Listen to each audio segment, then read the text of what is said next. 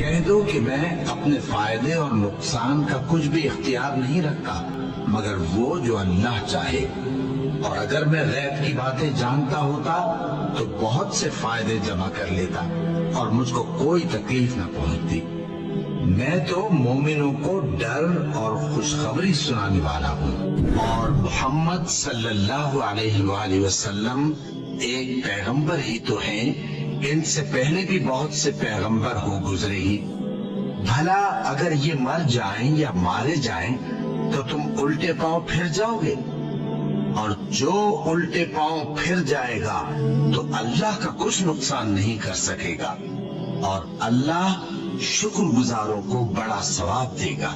اور اے پیغمبر، تمہاری طرف اور ان پیغمبروں کی طرف جو تم سے پہلے ہو چکے ہیں یہی وہی بھیجی گئی ہے کہ اگر تم نے شرک کیا تو تمہارے اعمال برباد ہو جائیں گے اور تم نقصان اٹھانے والوں میں ہو جاؤ گے، بلکہ اللہ ہی کی عبادت کرو اور شکر گزاروں میں رہو۔